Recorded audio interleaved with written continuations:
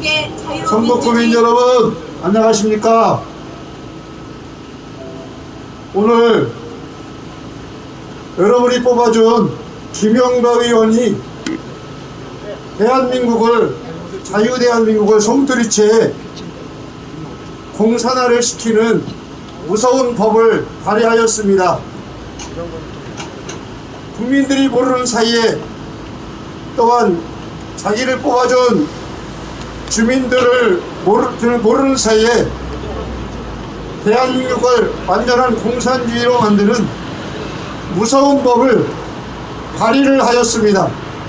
그래서 이 사실을 난 저희들이 와서 이것을 여러분에게 알려드리고, 특별히 발의자인 김영배 의원이 이 발의안을 처리하는 그런 기자회견을 오늘 갖기로 하였습니다. 오늘 여러분, 성북구민 여러분, 지나다니면서 이 마이크 소리를 들어보십시오. 얼마나 무서운 끔찍한 그런 이 법안을 발의했는지를 여러분이 아시고, 여러분이 뽑아준 이 김영배 의원이 의원직을 사퇴하고 즉시 북한 김정은 밑에 가서 연장이나 할 수 있도록 여러분들이 성북구민 여러분들이 항의하시고 또 이 법안을 처리할 수 있도록 하여 주시기를 바랍니다. 지금부터 자유대한민국을 공산화로 만드는 주민자치법을 발의한 더불어민주당 김영배 의원을 규탄하는 기자회견을 갖도록 하겠습니다.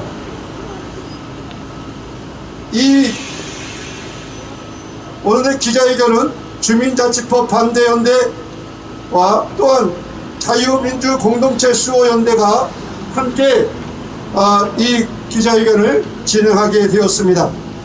자, 먼저 저는 천안 바른인권위원장과 한국교회 반동성애 위원회 교단 대표로 맡고 있는 한익상 목사입니다. 이 시간 첫 번째로 발의해 주실 분이 있습니다.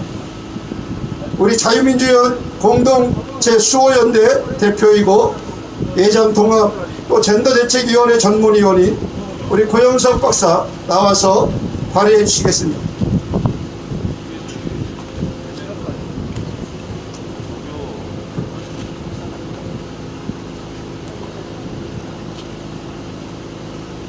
안녕하십니까.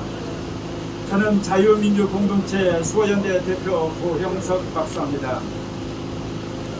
국민 여러분, 성북구민 여러분, 여러분 민주화로 위장한 공산화에 대해서 들어보셨습니까?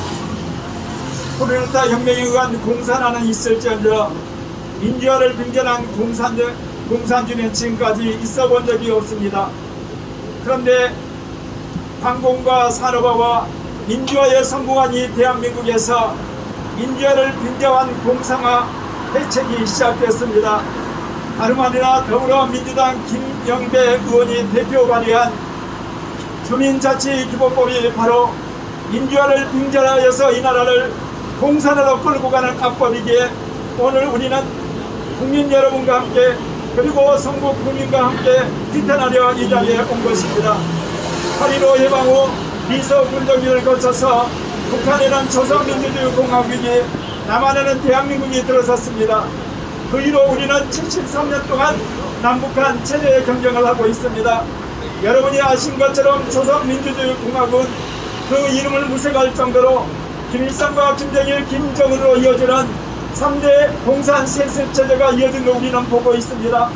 이렇듯 이 땅에서 가장 악랄한 공산체제와 싸워있는 이 대한민국에서 민주화를 빙자하여서 공산을 회책하는 그런 법이 이제 발의가 된 것입니다.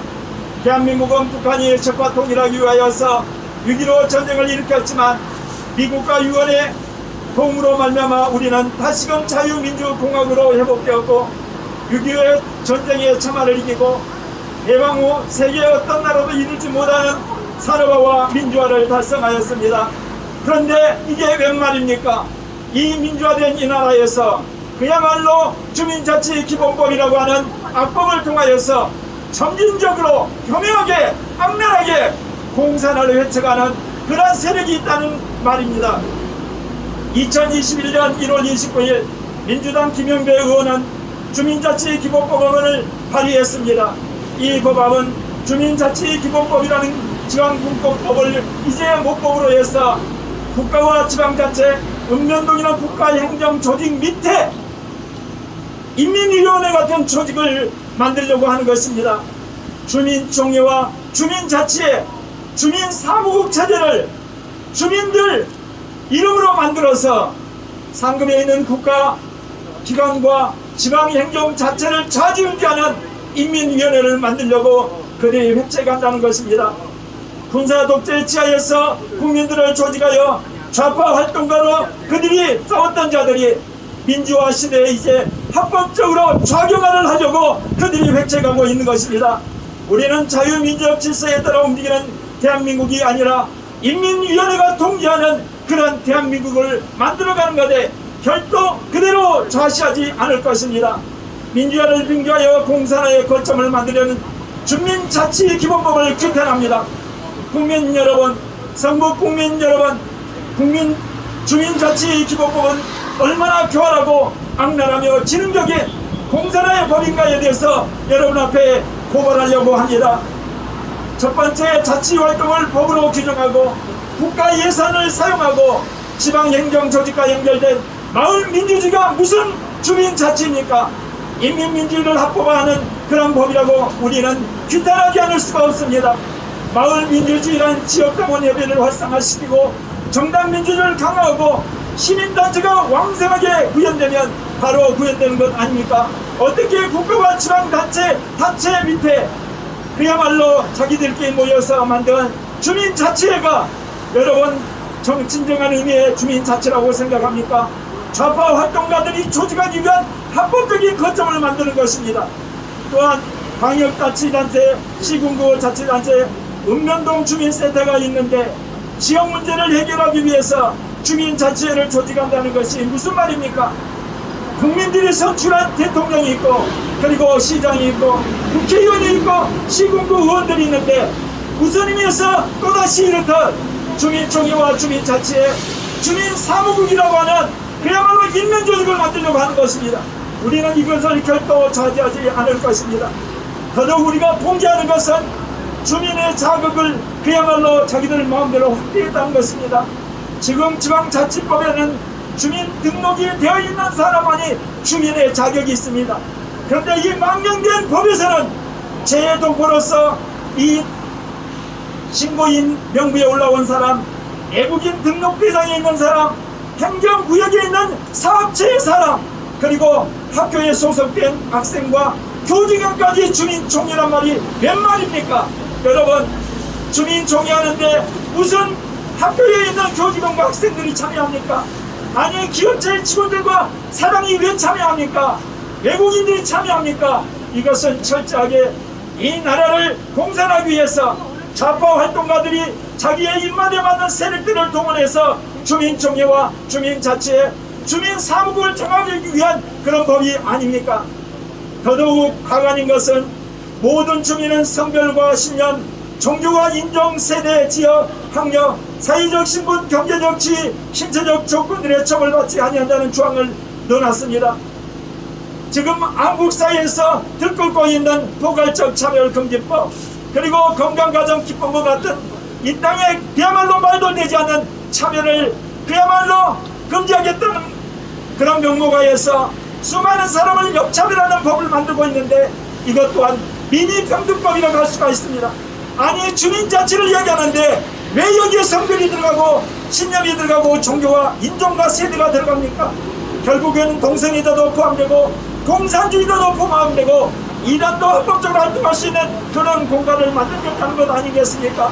주민자치회는 행정기구로서 법인을 만들고 지역에 따라서 국가를 만든답니다. 생활권에 따라서 군회를 만든다는 겁니다. 아니 주민자치회도 만든 것이 이제 부족해서 그 밑에 속부 조직을 만들겠다는 겁니다. 또다시 세부 조직을 만들어서 철저하게 북한의 5호 담당대처럼 주민을 감시하고 통제하겠다는 의도가 아니겠습니까? 오늘날처럼 글로벌 시대 그리고 세계가 하나 되는 시대 정부화 시대 무슨 주민 자체가 필요합니까? 더더욱 그 밑에 무슨 분과가 필요하고 분해가 필요합니까? 이것은 어디까지나 주민 자체를 통하여서 그리고 분과와 분해를 통하여서 국민을 통제하고 국민을 세게 하기 위한 것 아니겠습니까? 주민 자치의 활동으로 수익 사업을 하고 산하법인을 만들고 법정 기부금을 받겠다는 것은 좌포 활동가들의 자금을 합법적으로 확보하겠다는 것이 무슨 여러분 의도가 있다는 걸 아시지 않겠습니까? 아니 주민들이 모여서 자기 돈 내고 자기가 원하는 활동하면 됐지 무슨 수익사업을 하게 됩니까? 수익사업을 하게 할 때 그 지역에 있는 수많은 기업들이 얼마나 탄압을 받고 특별히 당화업자들이 압박을 받고 그리고 법정 기부를 압력을 받는 것 아니겠습니까? 주민자치회는 중앙행정기관의 장과 지방자치단체의 장에게 주민들의 생명과 주민등록번호 이러한 개인의 정보를 요구할 권한이 있다. 아니 대한민국의 어떤 기관과 공무원이 개인의 사생활의 정보를 그렇게 요구할 수 있습니까? 이것은 그야말로 주민통제라는 그야말로 민간 정보부가 출연하는 것 아니겠습니까? 우리는 군사 독재 지하에서 국가정보부가 개인의 사생활을 뒤지고 탄압하고 뒷조사라는 것을 우리가 겪은 지 얼마 되지 않았는데 이렇게 민간인 정보부를 만든다는 거 있을 수 없다는 것입니다.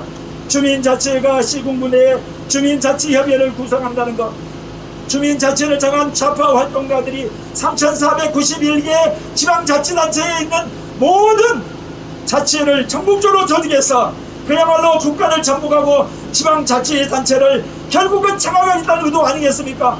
이런 자치가 어찌 필요합니까? 한국 사람처럼 학력이 높고 그야말로 민주화 의식에 젖어있고 가장 역동적인 이런 나라에서 이런 통제를 하고 그야말로 사람들을 간섭을 하고 그 다음에 조사를 하는 그런 인민위회가 어찌 필요하겠습니까? 그리고 자치회가 어찌 5년마다 자치활동 계획을 세우고 국가의 지방자치단체에게 재정적으로 행정적으로 독점하는 게 말이 됩니까? 국민의법은 시장이나 구의원이라면 우리가 권력을 위임했기 때문에 얼마든지 가능하지만 아니 자기들끼리 모여서 만든 자치에서 어떻게 국가 예산을 요구하고 행정적 지원을 요구할 수 있단 말입니까? 이것은 철저하게 인민위원회를 만들어서 결국 그 위에 있는 국가기관과 그리고 지방자치단체 공무원들을 협박하겠다는 것 아니겠습니까? 주민자치에게 행정적으로 재정적으로 지원하는 전문기관을 만든단 말이 무슨 말입니까?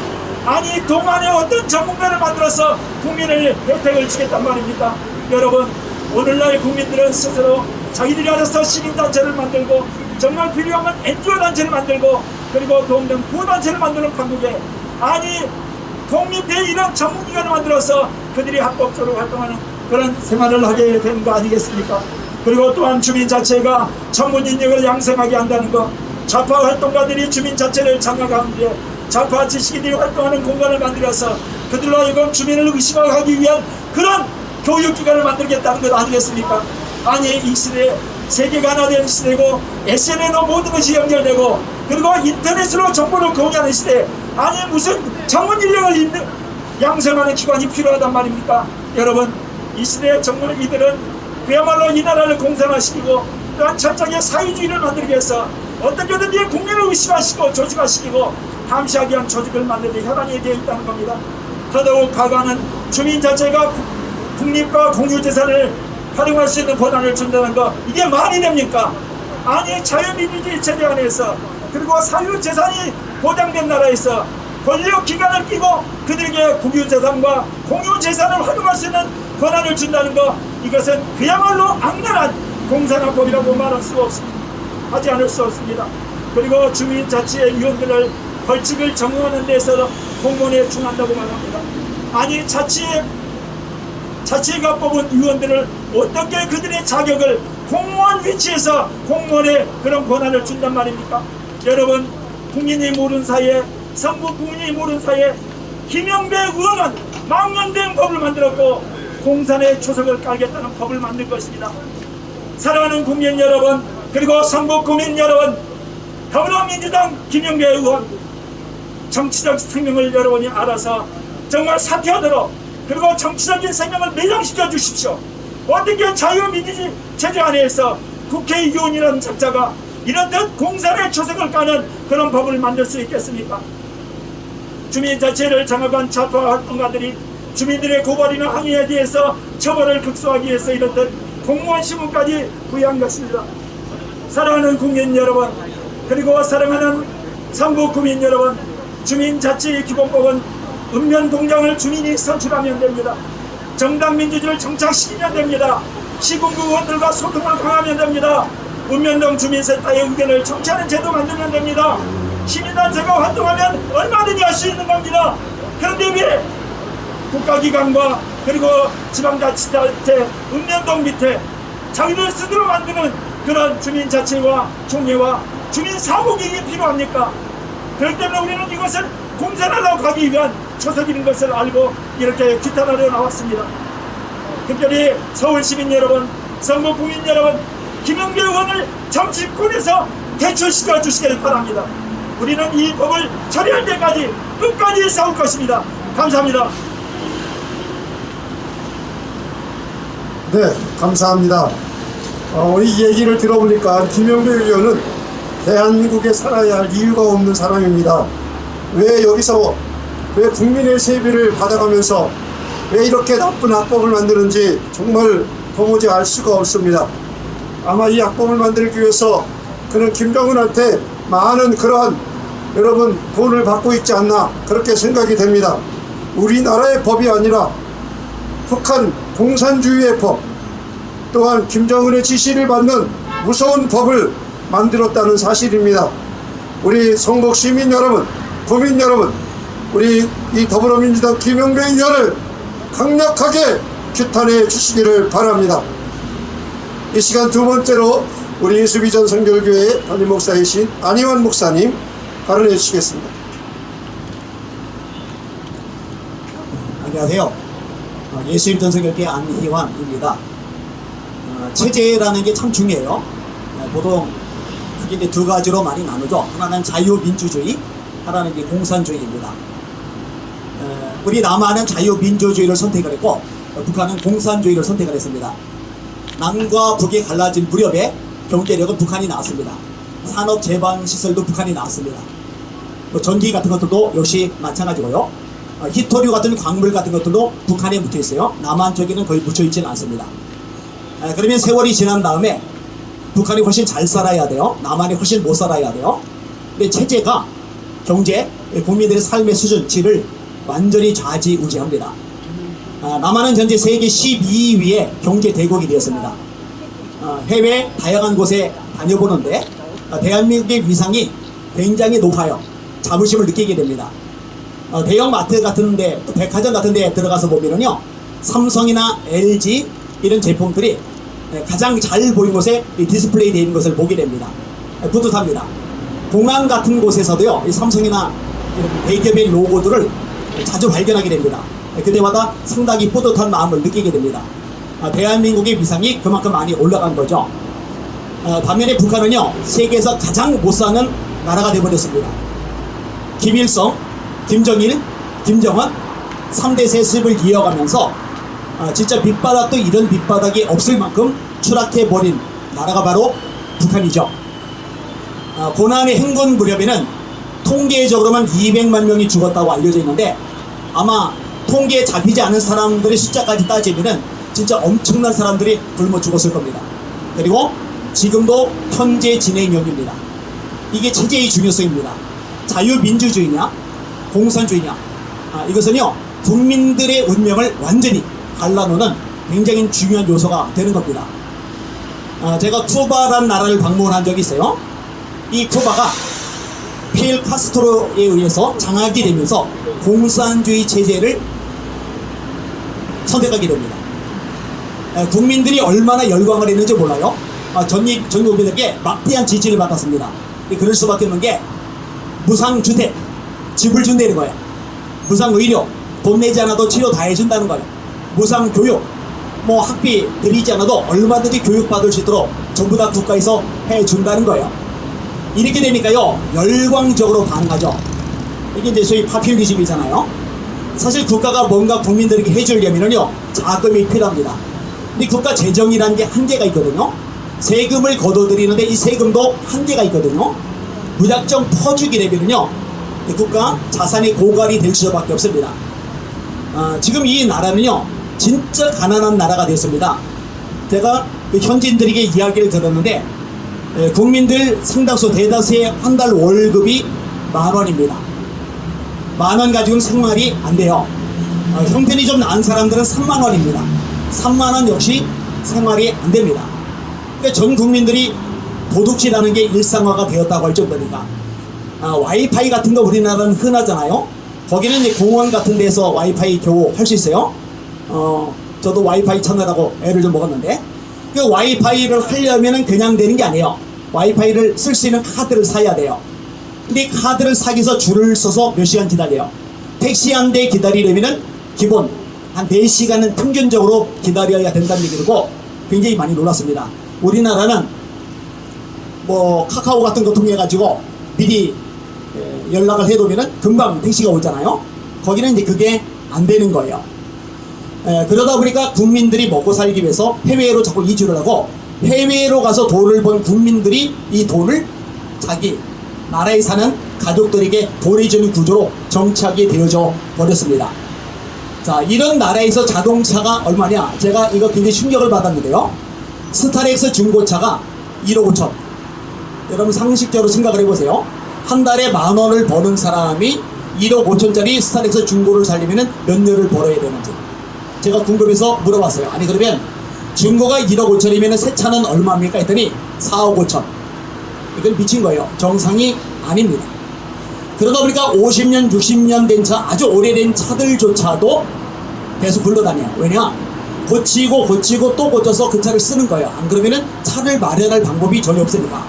굉장히 환경이 아름다운 나라인데 제가 기관지와 폐가 약하거든요. 창문을 열고 다니기가 어려워요. 왜냐? 매연이 너무 심해가지고. 이런 상황입니다. 그러니까 공짜로 퍼주는 거, 무상으로 주어지는 거, 이거 좋아하면 안 됩니다. 지금 대한민국이 자꾸 이 파퓰리즘 정책을 쓰고 있어요. 재난지원금 4차까지 지원했죠. 우리 대한민국의 적자가 지금 1,000조를 넘어가게 되었어요. 그게 다가 아닙니다. 슈퍼 예산이죠. 이제 600조의 예산을 짜고 있어요.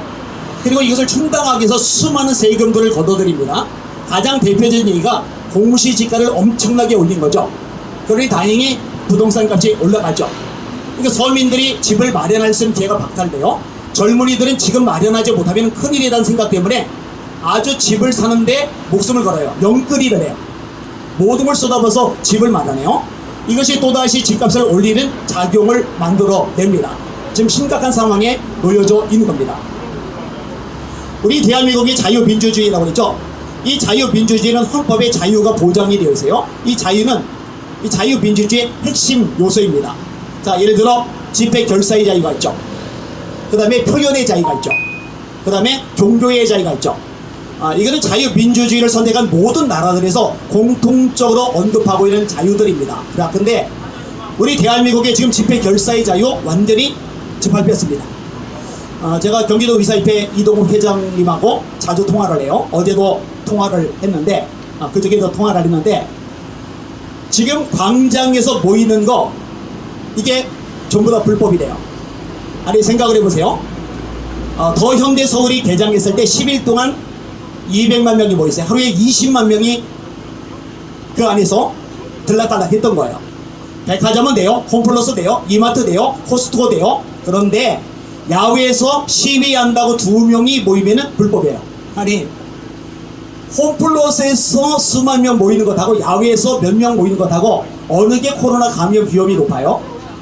당연히 실내에서 더 많은 사람이 모이는 게 감염 위험이 높죠. 근데 그거는 허용이 되는 반면에 야외에서 몇 명이 모여서 시위를 한 거는 원천 봉쇄가 되고 있어요. 집회 결사의 자유를 완전히 짓밟는 겁니다. 차벽 설치 유명하죠. 3,800만 원짜리 강철 펜스는 뭐하러 제작을 하는데요. 집회 결사의 자유가 완전히 짓밟혔어요. 표현의 자유도 역시 마찬가지입니다. 언론중재법 개정안이 발의가 되었어요. 제가 언론들한테 불만이 되게 많은데 그동안에 수많은 자유가 짓밟힐 때 입 다물고 싸우지 않고 몸살이고 있다가 언론들이 완전히 짓밟히게 생기니까 뒤늦게 막 들고 일어났단 말이에요. 근데 속으로 참 웃음이 저절로 나오더라고요. 아니 진작에 언론이 권력과 싸우면서 국민들이 헌법에 보장된 자유를 누리도록 앞장을 섰어야 되는데 그때는 잠잠히 있다가 언론중재법 개정안이 발의가 되고 통과될 것 같으니까 그제서야 나서는 거예요. 이거 자유를 침해하는 거죠. 자, 종교의 자유 역시 마찬가지입니다.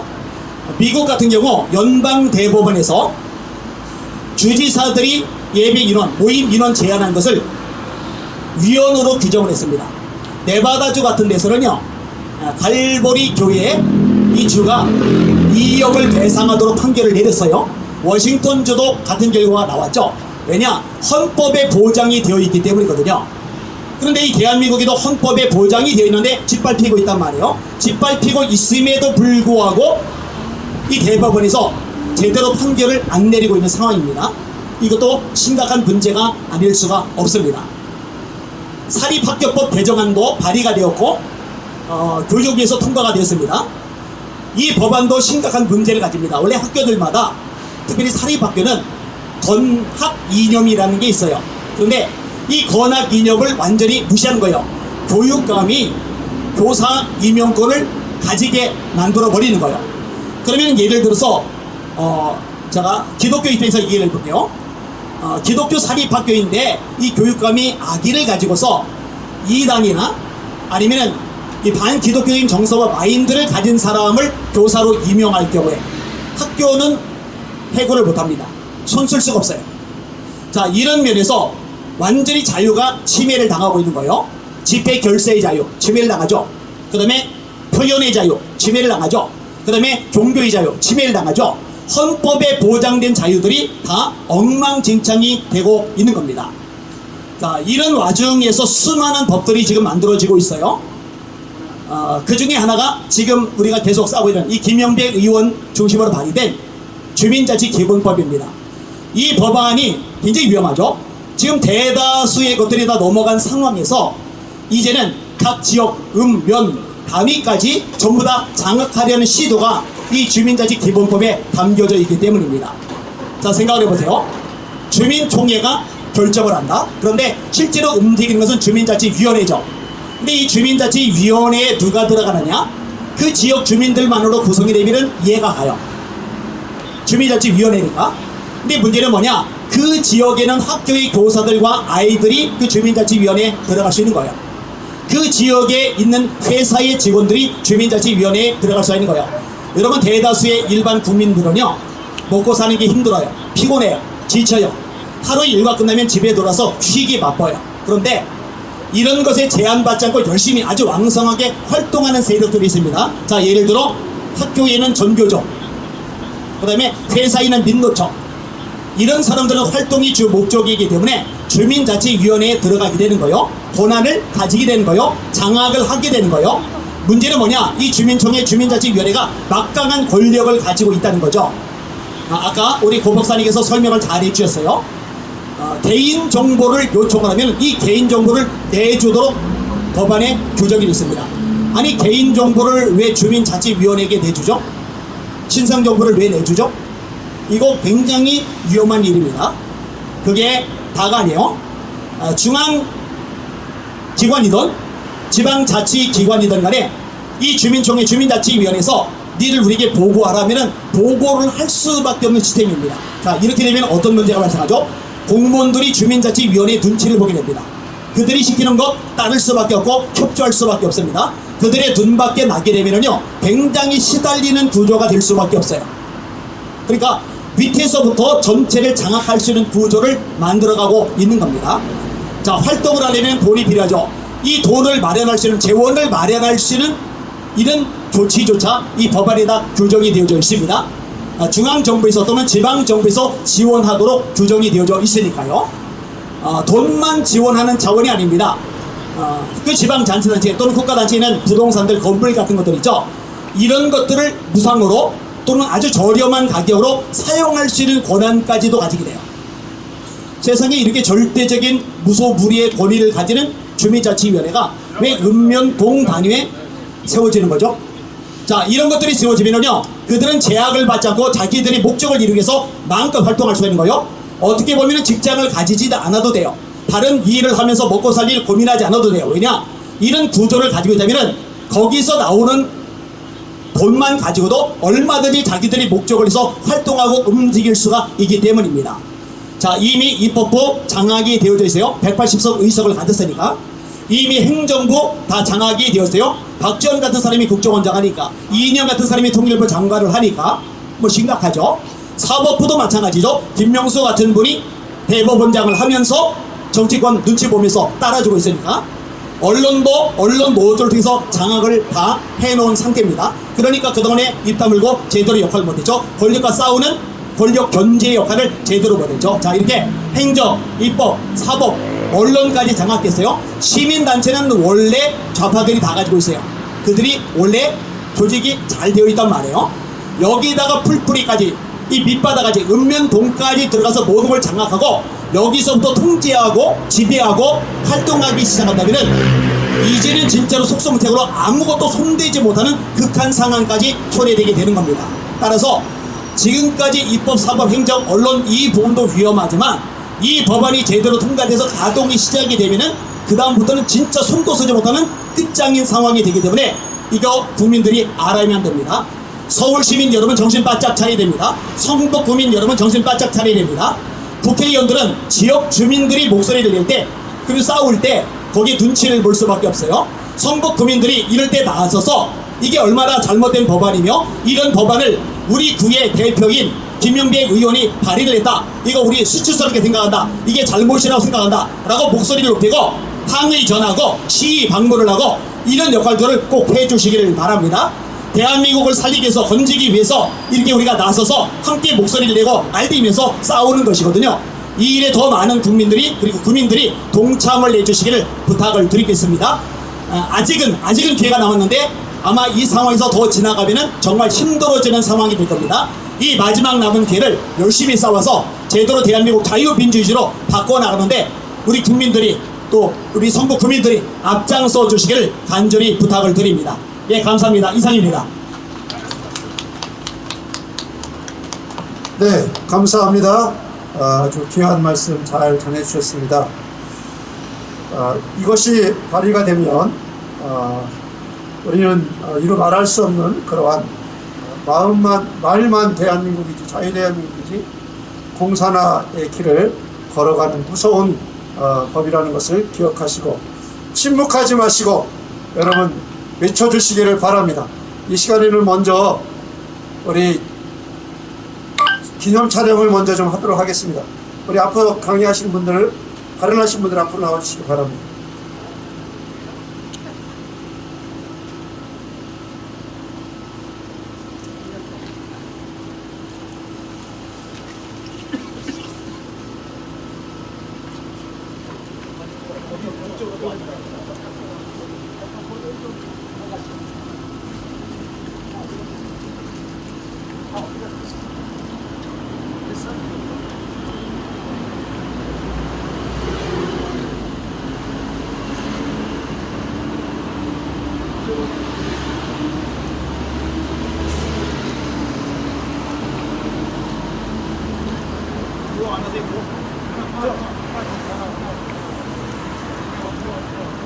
주민자치기본법 처리하라!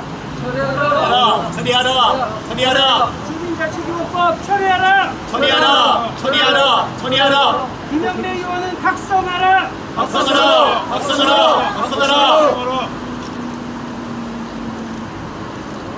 네, 좋습니다.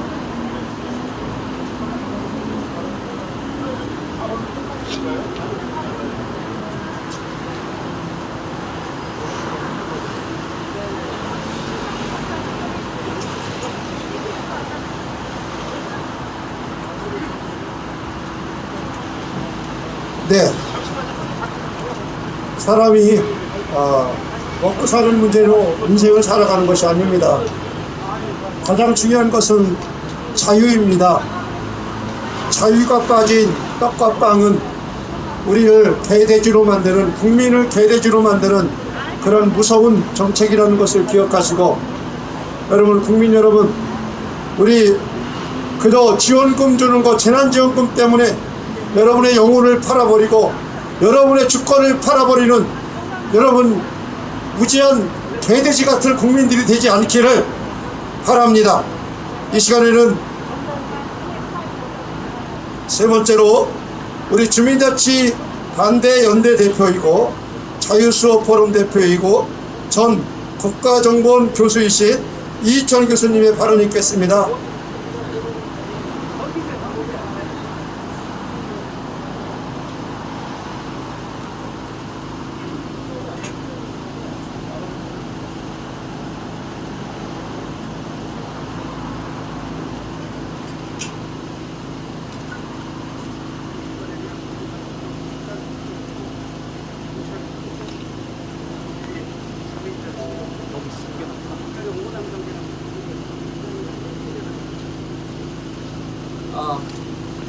안녕하십니까 국민 여러분.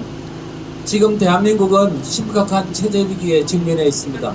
오늘 제가 주민자치기본법 폐기하라는 주제로 제가 짧은 시간 말씀을 드리도록 하겠습니다.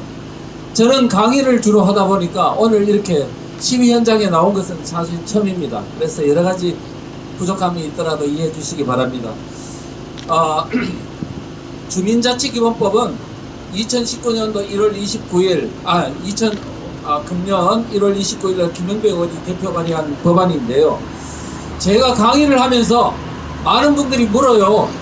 이 법안의 독소조항이 뭐냐고. 그러면 제가 이렇게 이야기합니다. 모든 부분이 다 독소조항이라고. 그래서 그 중에서도 가장 심각한 독소조항은 제7조라고 말씀을 드립니다. 제7조가 뭐냐면 주민의 자격 부분인데요. 지금 여러분들이 아시는 주민이라 함은 읍면동의 주민은요, 주민등록된 사람만 주민입니다. 그런데 이 법에 따르면요, 주민의 담을 활짝 열어버렸습니다. 무너뜨려버렸습니다. 그래가지고 주민이 아닌 사람이 주민으로 들어온 가짜 주민이 너무 많이 들어오게 돼 있습니다. 어떤 부분이 가짜 주민이냐? 진짜 그 마을에 사는 사람들은 진짜 주민이고요. 그 마을에 살지 않는 사람이 주민으로 들어온 가짜 주민이 어떤 사람이 있냐면 중국인이 들어옵니다. 조선족. 그 다음에 또 뭐냐면은 그 지역 내에 살지 않지만 사업을 하거나 그 다음에 그 기업체에 있는 사람들이 직원들이 주민으로 들어오고요. 그 다음에 그 지역 내에 있는 학교에 있는 교사들이나 학생들이 다 통째로 주민이 되도록 되어 있습니다. 이와 같이 되다 보니까 자 여러분 보십시오. 중국인이 주민으로 들어오고 그 다음에 민노총이 주민으로 들어오고 정교조가 주민으로 들어오고 좌파 마을 활동가들이 대거 근거도 살지 않으면서도 대거 주민으로 활동할 수 있는 근거가 이 법에 마련되어 있다는 겁니다. 앞으로 이런 상황이 되고 나면 이 법이 통과되고 나면 아마도 우리가 생각할 수 없었던 지금 겪지 못했던 대한민국의 마을에서 심각한 현상이 아마 보여지게 될 것입니다. 자, 그랬어요. 지금 예를 하나 들어보겠습니다. 제가요, 요새 조선족이 얼마나 한국에 살고 있나를 조사해봤더니 한 110만 명 정도가 살고 있답니다. 그 중에서 가장 많이 살고 있는 지역이 영등포구더라고요. 영등포구에 지금 몇 명이 살고 있냐? 2018년도 기준으로요, 영등포에 살고 있는 사람이 27,991명. 그러니까 지금은 약 한 3만 명이 넘었을 겁니다. 이분들을 18개 동으로 나누니까 한 개 동당 1,550명, 한 1,600명 정도가 됩니다. 그런데요, 자, 이 한 개 동당 1,600명 정도가 조선족이 살고 있는데, 만약 여러분 주민총회에 이제 다 참여하라고 지시가 떨어지면 1,600명이 떼거지로 올 겁니다. 자, 그러면요, 지금 주민총회의 성사 기준이 얼마냐? 3만 명이 살고 있는 동이라면요, 100분의 1 또는 100분의 2만 참여하면 주민총회가 성사대로 되어 있습니다. 100분의 1이면 얼마입니까? 300명만 모이면 거기에 결의사항이 통과된다고요. 그런데 지금 1600명이나 되는 조선족이 떼거지로 중국 공안당국에서 참여하라고 그러면 1600명이 모이면 어떤 일이 벌어질까요? 앞으로 이런 일이 벌어지면 소위 3,491개 읍면동은 중국의 소나기에 놀아나게 될지도 모릅니다. 그래서 지금까지 우리 여러분들이 소위 말하면은 공자학당이라는 어떤 대학에요. 우리나라 23개 대학에 공자학당이 설치가 되어 있습니다. 그 공자학당에서는 중국 문화와 언어를 가르치는 목적보다 중국 공산당 모택동 사상을 가르치는 그런 경향이 있어서 반대 활동을 많이 하고 있습니다. 그런데 앞으로 3,491개 읍면동에서 만약에 이러한 어떤 중국인들이 떼거지로 참여하는 상황이 벌어지면 차이나타운 반대 운동이나 공자학당 반대 운동은 이제 불가능하게 될 것입니다. 이런 상황을 지켜보시면 앞으로, 그리고 지금 중국인들이 국내로 들어오는 비율이 점점 더 높아지고 있어서 앞으로 이러한 주민총회에 참여할 수 있는 주민권을 행사할 수 있도록 해주면 앞으로 50년 뒤쯤 되면 앞으로 대한민국의 읍면동에 있는 주민의 구조가 어떻게 바뀔까를 한번 생각해 보십시오. 자, 그 다음에 기업 뭐냐면은 기관이나 사업체에 근무하는 직원들이 모두 다 주민으로 들어오게 돼 있는데, 그러다 보면 당연히 들어올 수 있는 거는 민노총이라든가 그 다음에 좌파 경제단체, 그러니까 여러분 아시죠? 대형 생협이라든가 협동조합이라든가 사회적 기업의 많은 그 단체의 근로자들이 떼거지로 주민의 자격을 취득해서 주민권을 행사하게 될 것이라는 거. 그렇게 됐을 때 앞으로 뭐냐면 이 민노총이라는 조직이 어떤 조직인지 여러분 잘 아시겠죠? 민노총은요, 강령에서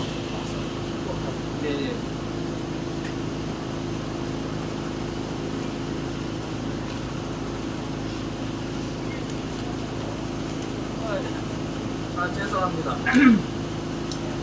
민노총은 강령에서부터 노동자의 정치 세력화를 지향한다. 분단된 토기를 조국을 실현하려고 한다. 그 다음에 권력과 자본의 탄압과를 분쇄하려고 한다 하는 등 체제 변혁적인 내용들을 이미 강령에 선포한 단체들입니다. 앞으로 이와 같은 단체의 하부 구조가 이제 읍면동에 장악하게 됐을 경우에 읍면동은 어떻게 바뀔 것인지, 대한민국 어떻게 바뀔 것인지 심각하게 걱정해야 될 상황이다.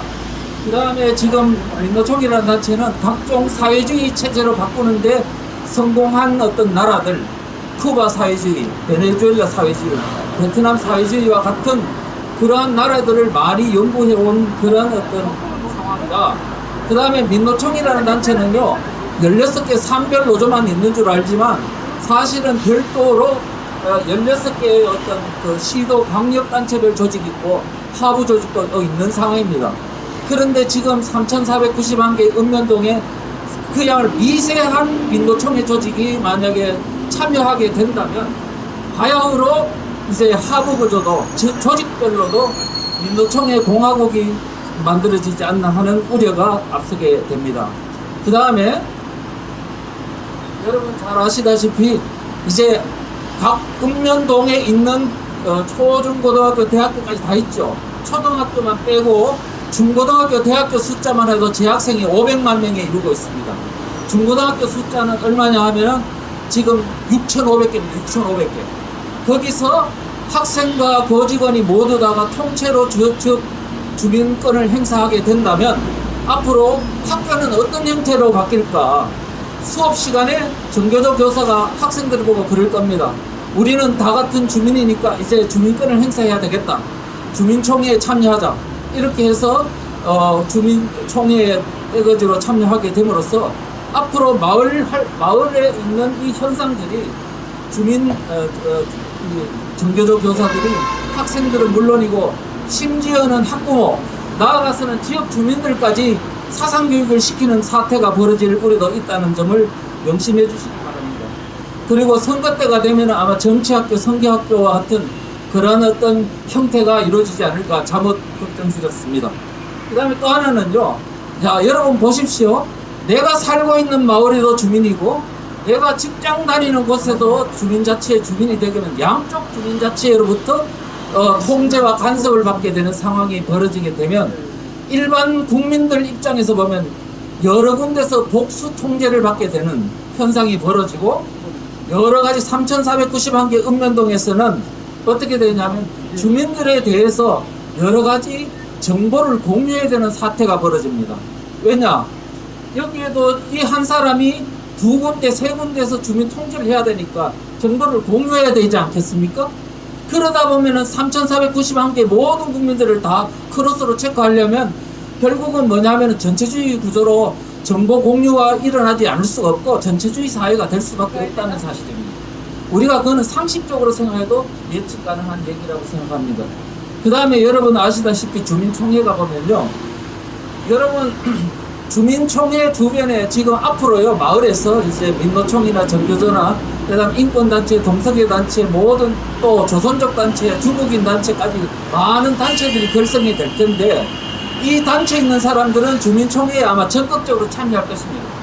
일반 주민들은 그래도 직장 다닌다, 일 바쁘다, 돈 벌어야 된다, 바쁘다는 이유로 안 가게 될 것이 결국은 주민총회는 그들의 아마 나와바리가 될 것이다. 이렇게 이제 생각이 들고 그렇게 되면 일반 국민들은 말은 주민자치다, 마을민주주의다 하지만 결국은 좌파들의 어떤 나와바리에 의해 가지고 그 주민총회가 독점될 것이고 마찬가지로 주민자치에는요 집행기구인데 그것은 결국은 모든 주민이 참여하는 게 아니고 거기에는 철저히 보안이 유지되도록 돼 있고 좌파 마을 활동가들만 그 주민자치회를 주도하도록 돼 있다는 사실을 명심하셔야 합니다. 그래서 일반 주민은 주민의 어떤 주인이 아니고 사실은 가짜 주민, 외부에서 들어온 그런 좌파 마을 활동가들에 의해서 지배당하는 어떤 그 노예의 어떤 위치로 전락할 것이다.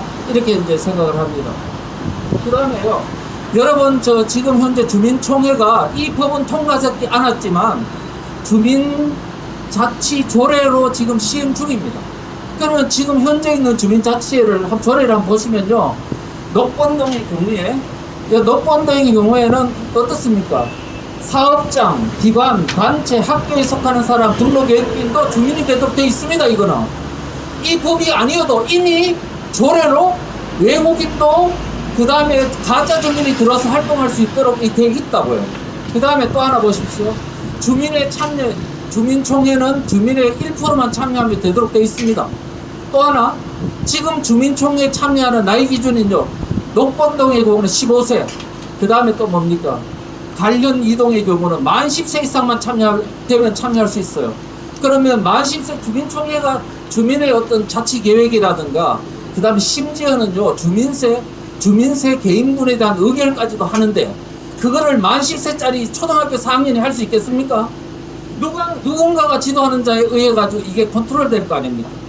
우리가 이런 사실을 알고서 지금 국민들이 좋아하시는지 이해할 수가 없습니다. 자, 그 다음에 이제 그 다음에요, 이 주민자치회가 우리 여러분들이 이 법이 통과되면 위험하다 그러시죠? 그럼 위험한 거 안 한 거를 어떻게 예측할 수 있냐? 서울시 감사 결과가 그거를 말해주고 있습니다. 이번에 지금 서울시에서요, 지금 현재 그동안에 박원순 시장이 있을 때는 몰랐는데 오세훈 시장이 들어오고 나서 이거를 아주 대대적으로 감사를 실시했어요. 감사를 실시하고 보니까 이 박원순 시장 10년 동안 서울 시민의 예산으로 각종 좌파 시민단체들한테 지원한 자금이 얼마나 1조 원에 이른다고 지금 감사 결과가 나왔어요. 그뿐 아니에요. 그뿐 아니고 지금 여기에 있는 시민단 어디에서 가장 심각한 문제가 있느냐 하니까 지금 마을 공동체 사업 하는데요. 예산 규모 거의 대부분이 인건비로 다 나갔다는 거예요. 그 다음에 또 하나 심각한 데가 바로 주민자치사업단에 거기에 심각한 부작용이 있다고 다 말하고 있어요. 그게 뭔지 아세요? 서울시에서 지금 주민자치에 만드는 그 전부 다 컨트롤 타워가 거기 거예요. 지금 앞으로 만약에 서울시에 있는 이 부작용이 만약에 주민자치기본법이 통과된다면 전국 단의 모든 하부구조에 다 발생할 겁니다. 이거를 여러분들이 원하시는 겁니까? 아니면 주민자치 마을민주주의라는 말에 썩은 겁니다. 우리가 이것을 정확하게 알고 해야 되겠다, 이런 말씀을 드리고요. 그 다음에 이제 마지막으로요, 지금 현재 여러 가지 공산화 내지는 사회주의 지향성이 있다라고 말을 하는데 그게 근거가 있냐고 말하면 우리가 반드시 사상적인 부분을 이야기할 때는 그 사상을 이 현재 정책이라든가 법안을 입안하고 발의하고 집행하고 그 다음에 정책을 수립하는 사람, 집행하는 사람들의 사상적 지향성이 뭔가를 반드시 염두에 둬야 합니다. 근데 여러분이 보시다시피 문재인 정부에서 사실은 이끄는 주도 세력은 바로 주사파라고 그러지 않습니까? 그분들의 어떤 사상성을 교육받았는지는 여러분이 이미 잘 아실 겁니다.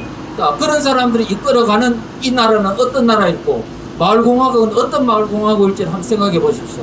그 다음에 또 하나는 뭐냐면 이 지금 마을 주민자치회를 이끌어가는 그 활동가들이 있어요. 활동가들의 어떤 자료들을 보면은 모두 다가 대부분 다 숨기고 있지만 거기에는 곳곳에 따라서 사상적 지향성을 노출하고 있는데 이것은 자본주의 대안 모델이라고 이야기하고 있습니다. 이것은 뭐냐면 자본주의 체제를 무너뜨리고 새로운 체제의 어떤 그 공화국을 만들기 위한 하나의 방편으로 하는 것이라는 것을 드러내고 있는 거고요. 그 다음에 지금 이 마을 활동가들이 뭐를 연구를 많이 했냐면 베네수엘라 주민자치의 모델을 연구했습니다. 베네수엘라 모델. 거기에 전문가들을 불러가 세미나도 하고 강의도 듣고 무한히 연구를 많이 했어요. 그것도 그렇고. 그 다음에 여러분들이 또 이 사람들이 주도하는 주로 모델로 삼고 있는 게 마포 성미산 모델입니다. 마포 성미산 마을에 가보면 여러분들은 거기에는요 누구나 봐도 사회주의 공동체 마을이라는 인식이 들 정도로 공동교육, 공동소비, 공동생산 이런 것들이 다 이루어지고 있다. 지금 이러한 사회주의 공동체 마을의 모델이 지금 전국으로 퍼지는 게 바로 뭐냐면 마을 공동체 사업입니다. 이런 토대 위에 지금 주민자치기본법이 만들어지고 있다는 사실을 염두에 두셔야 하고요. 거기다가 지금 마을 주민으로 들어오고 있는 사람이 누구들입니까? 민노총, 정교조 이런 게 들어오면 앞으로 이 마을이 어떻게 될 것입니까? 여러분들이 상식적으로 우리가 이해를 하고 우리가 그게 문제가 없다면은 뭐 괜찮습니다만 문제가 있다면 거기서 국민들이 깨우치고 가르치고 해야 될 거 아닙니까? 우리가 지금 대한민국이 우리만의 나라입니까? 우리 후손들이 영구히 살아가야 될 대한민국입니다. 그래서 이런 부분들을 우리 국민들이 꼭 깨우쳐 주시고 이게 우리가 무슨 어떤 개인적인 감정으로 하는 게 아니고 미래의 대한민국이 앞으로 살아가야 될 이 땅에 후손들을 위해서도 오늘 우리가 하는 이 활동은 극히 정당한 것이라는 말씀을 드리면서 강의를 마치도록 하겠습니다. 고맙습니다.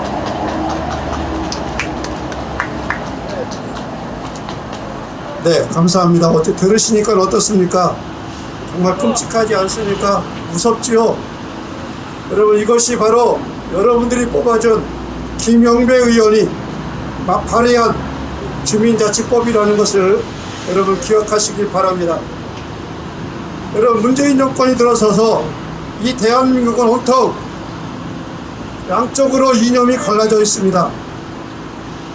차별금지법 문제, 동성애 문제, 또 건강가정기본법, 또 주민자치법, 그 외에도 여러 가지 악법들을 발의하여서 대한민국을 온통 남과 북이 갈라져 있듯 대한민국의 국민들을 이념으로 갈라놓는 무서운 정책을 지금 문재인 정부 들어서 하고 있습니다. 여러분 대한민국을 위해서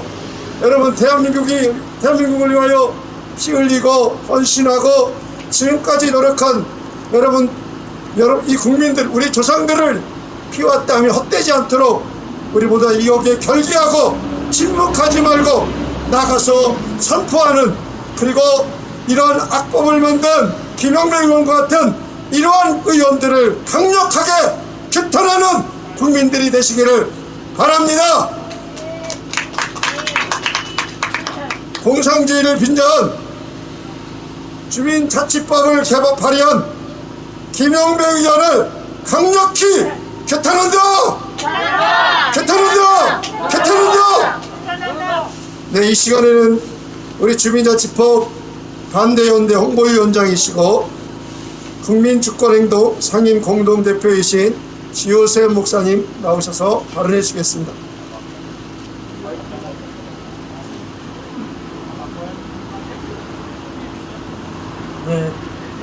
네, 반갑습니다.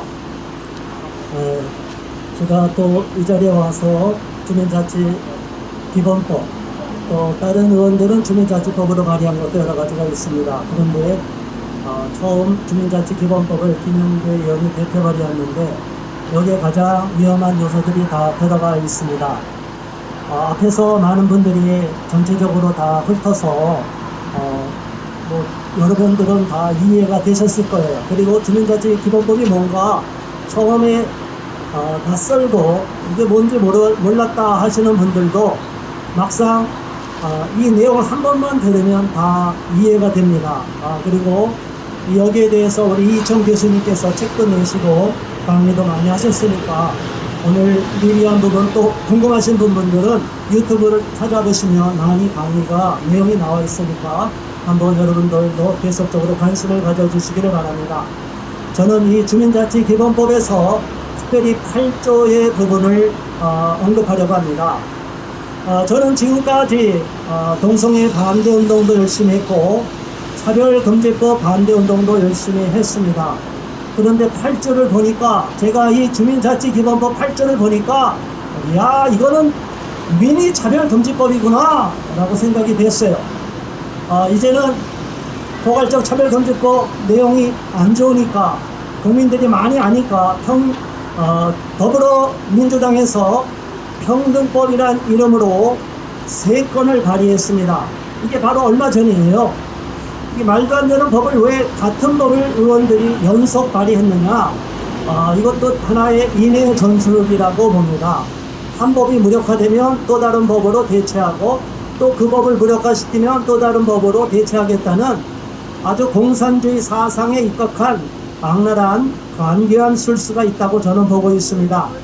자, 그런데 우리가 포괄적 차별금지법이든 평등법이든 살펴보면 국가인권위원회법 2조 3항에 언급되어 있는 내용을 우리가 살펴봐야 됩니다. 국가인권위원회법 2조에는 인권이란 개념 자체가 우리가 생각하는 인권이랑 다릅니다. 국가인권위원회에서 보면 우리는 보통 인류 보편적인 양심 그리고 인류의 보편적인 가치 그리고 존엄성 이것만을 생각하는데 저들이 말하는 것은 대한민국 헌법과 각종 법률 그리고 대한민국이 가입한 국제인권규약이나 국제관습법을 다 포함해서 그곳에서 규정한 것을 인권이라고 말하고 있어요. 그리고 차별을 금지하지 말라, 차별하지 말라고 얘기하면서 오히려 일반 다수 국민과 세계 시민은 역차별을 당하도록 규정되어 있습니다. 국가인권위원회법 2조에 어떻게 나와 있냐면은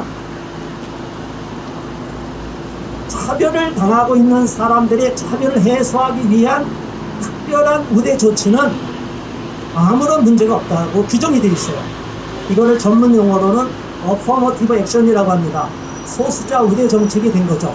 여기에는 인종이 가장 중요하고 또 성소수자 이분들을 자기들이 가장 피해와 박해를 받았다고 주장해서 많은 세계 언론들이 거기에 많이 관심을 갖고 있습니다. 그러나 국가인권위원회법 2조 3항에 평등권을 침해하는 차별금지 행위에 보면 예전에는 21가지가 되어 있는데 지금은 18가지로 축약이 되어 있습니다. 그러나 5가지가 들어가 있든 4가지가 들어가 있든 10가지가 들어가 있든 마지막에 등이 들어가요. 등이라는 건 뭐예요? 그 뒤에 끊임없이 새끼를 칠 수 있다는 거예요. 그러니까 이 김영배 의원 안에는 차별을 하면 안 된다. 주민도 차별하면 안 된다. 해놓고 거기에 딱 4가지만 규정해놨어요. 여기 보면 간단하잖아요. 성별, 종교, 인종과 신념. 이게 이제 국가인권위법에서는 사상과 정치적 의견이라고 나와 있어요. 자, 여기에 보면 하나하나를 보면 굉장히 단순해 보이는데 자, 하나하나 조목을 깊이 들어가 보면 굉장히 위험합니다. 성별에는 성적 지향이랑 연결이 되어 있는 거죠. 우리나라 성이라는 것은 규정이 되어 있기를 남성과 여성과 기타 성으로도 되어 있어요.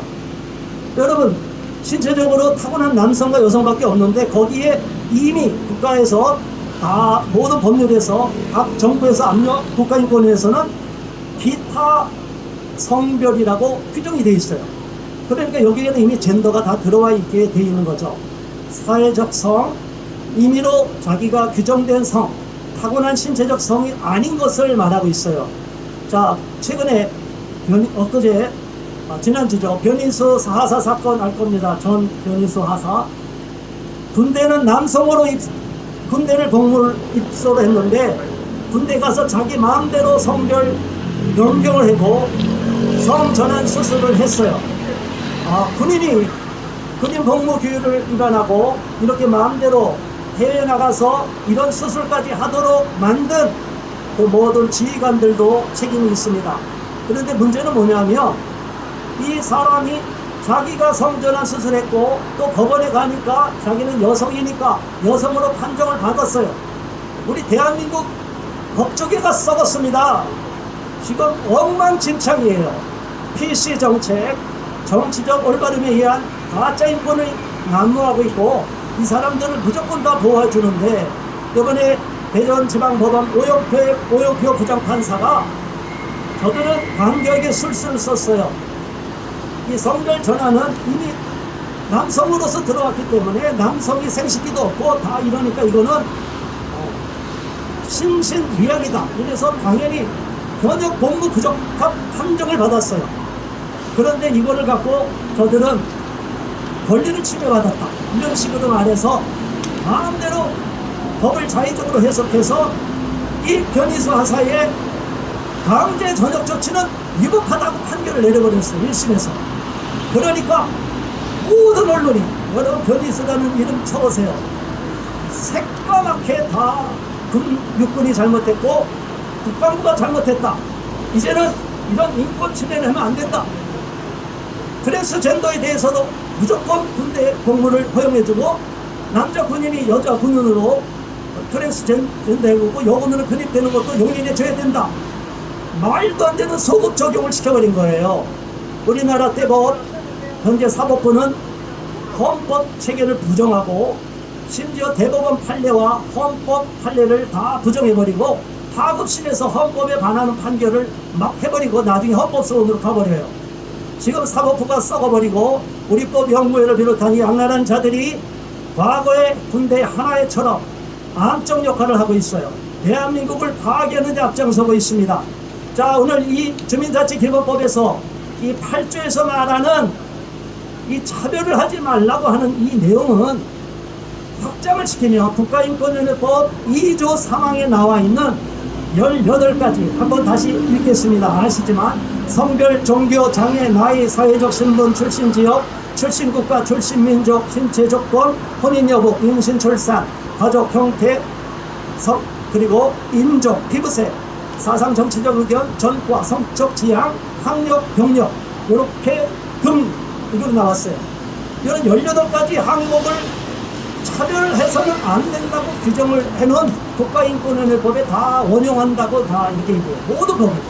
문재인 정부 들어서 3,500건 이상이 입법 발의됐다고 하는데 그 많은 법을 국회의원들도 모르고 국민들도 모르고 있습니다. 그리고 많은 법에서 저런 우리가 그렇게 반대하는 포괄적 차별금지법이나 평등법에 대한 내용들이 부분적으로 다 들어가 있어요. 그러니까 우리도 모르는 사이에 평등법을 막겠다 포괄적 차별금지법 막겠다 거기만 주력적으로 막다 보면 나중에는 다른 법이 다 뚫려버리면 무력화돼 버리는 거예요. 이걸 모르고 많은 분들은 무조건 성적 지향 하나 또 차별금지법도 이렇게 많은 내용들이 있는데 외국인들에 대해서 무조건 우대하라는 유엔의 인종차별철폐위원회 권고 또 시민적 정치적 권리에 관한 국제교약 B교약과 경제적 사회적 문화적 권리에 관한 국제교약 A조약 이런 사회권 규약과 자유권 규약위원회가 모든 것을 강의를 하고 그것을 UPR이라고 해서 유엔 정례인권 보고로 각 나라에게 질문을 해서 답변을 하도록 만들었어요. 그런데 북한에도 UPR에 질문을 받고 답변을 하는데 절반은 답변을 할 수 없다고 얘기해요. 근데 우리나라는 UPR 회의에 참여해보니까 어떠냐면 어쩔 수 없이 최소한적으로 안 되는 거 외에는 그냥 다 그쪽이 원하는 대로 해줘야 된다는 식으로 시민단체들을 주르륵 모아놓고 정부가 일방적으로 공격을 당하고 있더라고요. 이것이 바로 현재 인권업계의 현실이고 국가인권위원회는 계속적으로 임태원 씨가 거기에서 기여를 해서 군대의 모든 인권 문제를 관할하고 있어요. 그리고 지금 현재 국가인권위원회 혐오 차별 대형국이 있는데 여기에서 모든 것을 혐오 차별로 몰아갖고 다 혐오하지 말라고 압력을 놓고 있습니다. 이런 악랄한 짓을 하고 있는데 저들은 아무 문제가 없다고 이야기를 하고, 여기에 더불어민주당과 정의당 일부지만 더불어민주당이 주력 부대로 나서서 180석이라는 오만한, 그거를 거의 불법으로 강탈하다시피 한 의석수를 갖고 의회 독재를 하고 있는 거예요. 그런데 이런 주민자치기본법이 통과가 될 경우에는 우리가 그토록 막았던 평등법이나 포괄적 차별금지법은 무력화되는 너무나 위험한 요소가 됩니다. 왜냐하면 주민의, 아까 말씀 많은 분들이 하셨지만, 외국인도 들어오고 모든 우리가 용납이 안 되는 성소수자도 다 들어오게 돼 있어요.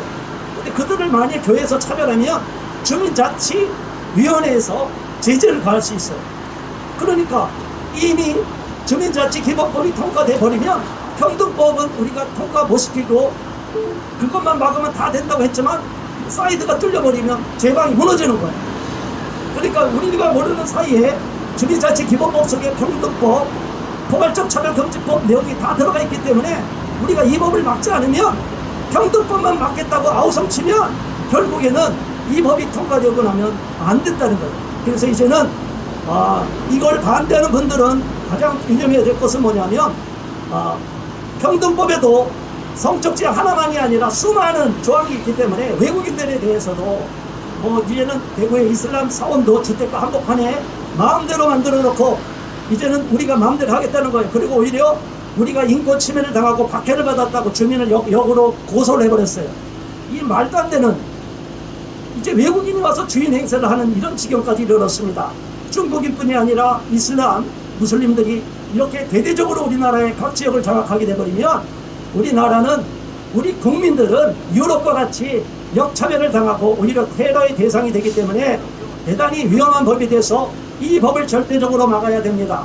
그리고 평등법, 차별금지법을 관심 있던 많은 국민들은 여기에 관심을 가져주시고, 또한 이것이 그냥 단순한 게 아니라 그 뒤에는 우리나라 체제의 위기가 올 수 있다는 거.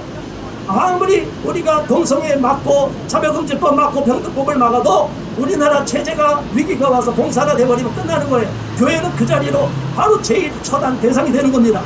우리 한국 교회가 많은 위험에 처해 있고, 그리고 모든 기업, 지역, 마을 기업과 이런 영업장들이 다 파괴될 위험성, 불이익을 당할 위험성이 있고, 원 주민들이 오히려 뒷전으로 밀려나는 이런 위험한 요소들이 가장 직접적인 피해 대상들이 되기 때문에 주민자치기본법에 좀 더 관심을 가져주시고, 오늘 시간 이후로 이것을 널리 전파 주변에도 알려서 이 김영배 의원뿐이 아니라 공동 발의한 의원들 다 강력하게 규탄해 주시고, 더 배후에는 더불어민주당 그리고 문재인 정부가 얼마나 사악한 정부인지를 분명하게 하시고, 이제는 깨어나야 되고 현 정부의 사악한 음모를 강력하게 규탄하고 분쇄해야 될 줄로 믿습니다. 한번 구호를 외치겠습니다. 사악한 주민자치기본법을 발의한 김영배 의원 즉각 사퇴하라! 사퇴하라! 사퇴하라! 사퇴하라! 사퇴하라! 주민자치기본법 즉각 처리하라! 처리하라! 처리하라! 처리하라! 처리하라! 처리하라! 네, 감사합니다. 네, 감사합니다.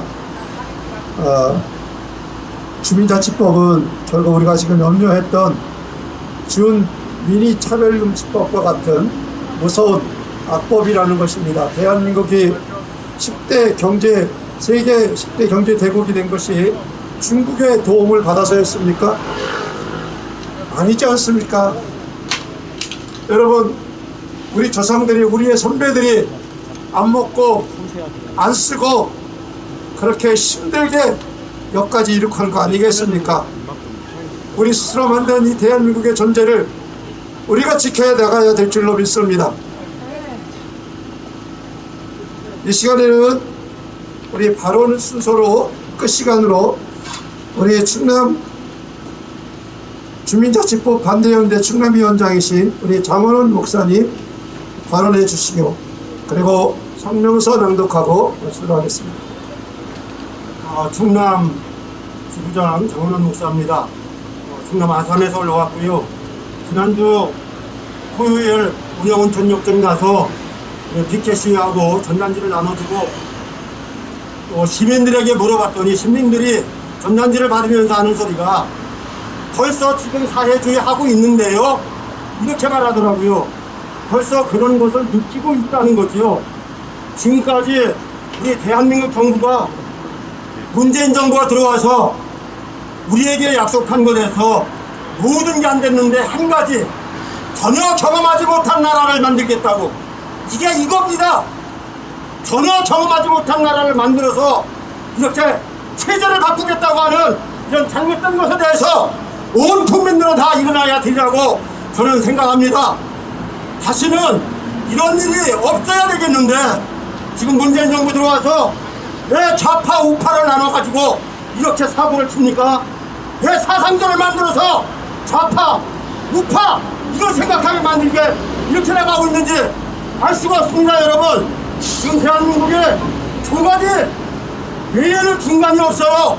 너무 사고 치는 이런 모습을 보고 참다 못해 저희들 이렇게 나섰는데 우리 시민 여러분 모두가 깨어나서 주민자치 기본법만큼은 모두 막아서 대한민국이 자유민주주의가 지켜지도록 여러분 이 나라의 주민의식 가지고 협조해 주시기를 간절히 호소합니다.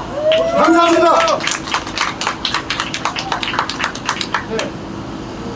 네, 아주 짧고 굵게 강력하게 발언해 주셨습니다.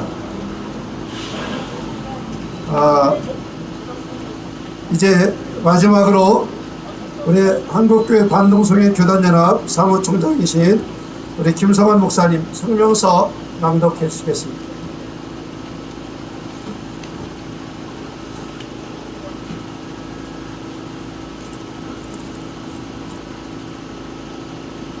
성명서. 민주화를 빙자하여 공산화를 시도하는 주민자치기본법을 즉각 처리하라. 해방 후 대한민국은 개인의 자유를 우선시하는 민주공화국으로 출발하였고 북한의 조선민주주의 인민공화국은 공산당이 지배하는 공산 독재국가로 출발하여 73년 동안 체제 경쟁을 해온 것을 알고 있을 것이다. 대한민국은 반공과 산업화와 민주화를 이루고 선진화로 나가고 있지만 조선민주주의 인민공화국은 3대 세습, 공산 독재로 인하여 국민은 도탄에 빠지고 국가는 마비되어 가고 있다.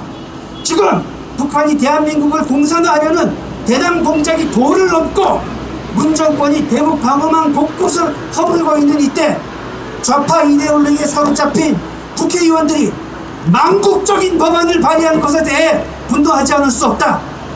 더불어민주당 김영배 의원은 민주주의를 빙자한 공산화 길목이라고 할 수 있는 주민자치기본법을 대표 발의하였다.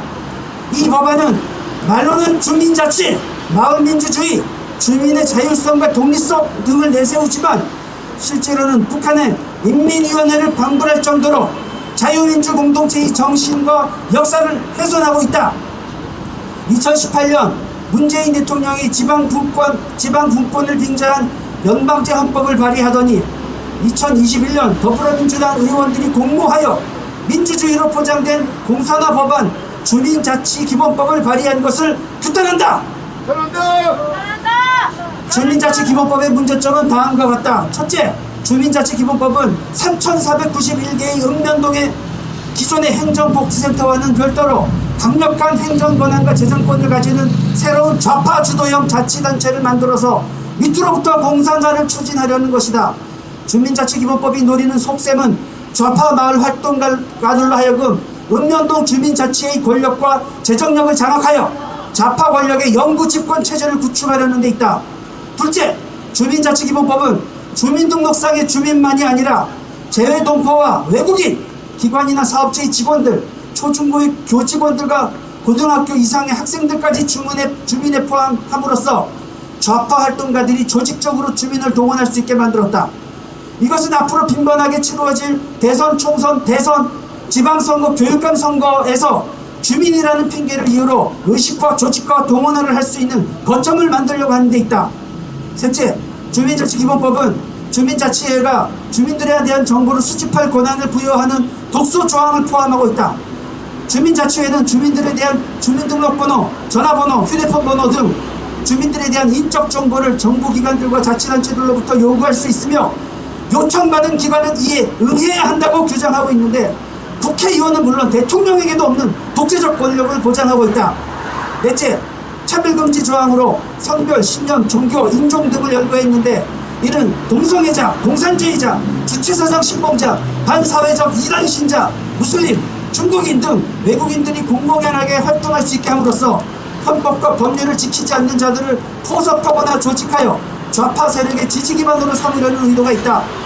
다섯째, 주민자치회 자체가 업종에 제한 없이 수익 사업을 할 수 있게 함으로써 민간 기업을 고사시킬 가능성이 높다.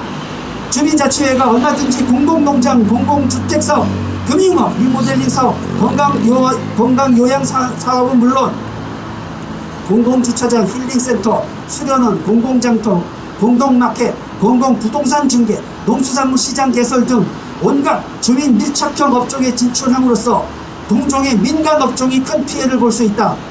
정상적으로 현행 제도를 잘 활용함으로써 충분히 건전한 지방자치를 이룰 수 있음에도 불구하고 주민자치기본법을 발의하는 것은 주민자치라는 명분으로 국민을 속이고 민주주의로 위장하여 공산화를 하기 위함이다. 그러므로 우리는 다음과 같이 요구한다. 1. 김영배 의원은 주민자치를 빙자하여 제2공산화를 이루려는 시도를 즉각 포기하라! 포기하라! 포기하라! 포기하라! 2. 네오막시즘을 적용한 인텔리 독재와 문화막시즘에 의한 인텔리 계급의 공산화를 꾀하는 주민자치기본법을 대표 발의한 김영배 의원은 이 법안을 즉시 철회하고 국민들에게 사과하라! 사과하라! 사과하라! 사과하라! 3. 절차 의식화와 조직화를 통한 은밀한 공산화의 시작이며 민주적 절차를 이용한 공산화의 시작인 주민자치기본법을 공동 발의한 의원들은 이 법안의 공동 발의를 즉시 철회하고 국민들에게 사과하라! 사과하라! 사과하라! 사과하라! 2021년 10월 12일 주민자치법 반대연대 대표 이희천, 자유민주공동체 수호연대 대표 고영석 이사입니다. 네, 감사합니다. 오늘 민주화를 빙자하여 공산주의를 시도하는 법안인 주민자치법을 발의한 김영배 의원의 규탄 기자회견을 하였습니다. 오늘 여기에 경찰분들이 많이 와 계셨는데 오늘 얘기 내용을 들어보시니까 어떻습니까? 이 주민자치법이 통과가 되면 경찰분들은 아마 직업을 잃어버리지 않겠나 생각이 됩니다. 실직자가 될 것 같아요. 여러분, 이 일을 막아야 될 분들이 경찰분들이라고 생각이 됩니다. 여기에 대해서 어떻습니까? 맞습니까? 틀립니까? 맞습니다. 네, 이 시간에는 우리 김영배 의원 사무실에 김영배 의원에게 오늘 우리의 성명서를 전달하도록 그렇게 하겠습니다. 자, 하겠습니다. 우리 이철 교수님 모시고. 네, 저하고 이렇게 저희들 세 명이서 올라가서 전달하고 오겠습니다.